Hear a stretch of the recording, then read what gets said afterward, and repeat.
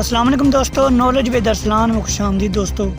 برطانیہ کی سابق کالونیوں میں سے اکثر نے ملکہ کو کھلے عام خراج عقیدت پیش کیا، لیکن اس تاریخ میں سب شامل نہیں ہیں۔ کچھ لوگوں کے لیے ان کی موت نے نوآبادیاتی حکمرانی کی تلخ یادیں تازہ کر دیں، جب مقامی افراد پر مظالم اٹھائے گئے۔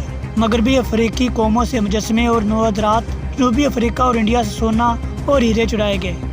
ایسا نوآبادیاتی نظام جس کی پہچان غلامی اور جبر بنی۔ جنوبی افریقہ کی ملک کی تیسری بڑی جماعت نے ایک بیان میں کہا کہ 70 سالہ دور حکمرانی کے دوران ملکہ نے کبھی ان جرائم کو تسلیم نہیں کیا جو برطانیہ اور ان کے خاندان نے دنیا بھر میں اٹھائے، اور دراصل وہ فخر سے بربریت کی شمع اٹھائے رہی ہیں، جبکہ سوشل میڈیا پر ناقدین اس سے بھی ایک قدم آگے چلے گئے۔ نائجیریا نژاد امریکی پروفیسر اجوانیا کی جانب سے ملکہ کی موت سے چند گھنٹے قبل کی گئی ٹویٹس پر شدید بحث شروع ہو گئی۔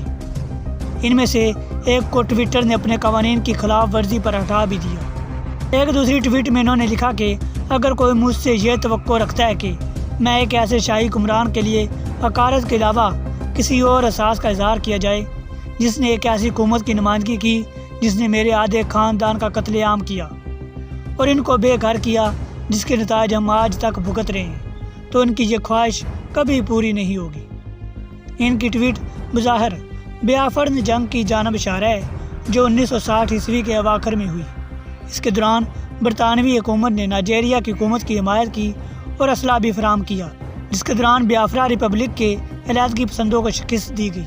تاہم ایسی پوسٹرز بھی منظر عام پر آئیں جن میں اسٹار آف افریقہ ہیرے کی واپسی کا مطالبہ کیا گیا، جو 1905 عیسوی میں جنوبی افریقہ میں ایک کان سے ملا تھا اور اب برطانوی شاہی زیورات کا حصہ ہے۔ کئی لوگوں کے مطابق یہ چوری کیا گیا تھا۔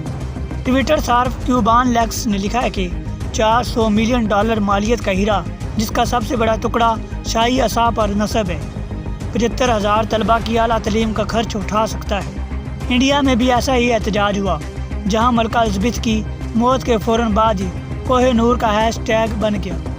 یہ اس بڑے ہیرے کا حوالہ ہے جو اب رپورٹس کے مطابق کوئین کنسورٹ پہنے گی۔ کینیا اور جنوبی افریقہ میں لوگوں نے مطالبہ کیا کہ کینیا میں نندی مخالفت کی سربراہی کرنے والے کویٹلیلیل سموئی اور 1835 عیسوی میں مارے جانے والے جنوبی افریقہ کی جوسا ریاست کی شاہ ہنسٹسا کا خوالا کا سر واپس کیا جائے، جن کی موت کے بعد ان کے سر بطور ٹرافی برطانیہ لے جائے گئے تھے۔ ماؤ بغاوت میں حصہ لینے والے گیتو واکینگری کا کہنا ہے کہ انہوں نے میری زمین میرے پیدائشی حق پر قبضہ کیا، لیکن ہم ملکہ کی موت پر اس لیے افسردہ ہیں کہ وہ ایک انسان تھی۔ کئی لوگوں کا کہنا ہے کہ ملکہ نے کبھی نوآبادیاتی نظام اور سلطنت کے نام پر اٹھائے جانے والے جرائم پر معافی نہیں مانگی، تاہم ملکہ نے مشکل اور پریشان کن لمحات کو ضرور تسلیم کیا، جیسا کہ 1919 عیسوی میں انڈیا میں امرتسر کا قتل عام، جہاں ایک برطانوی جنرل نے فوجیوں کو ایک ایسے باغ میں مظاہرین پر گولی چلانے کا حکم دیا تھا جس سے وہ فرار نہیں ہو سکتے تھے۔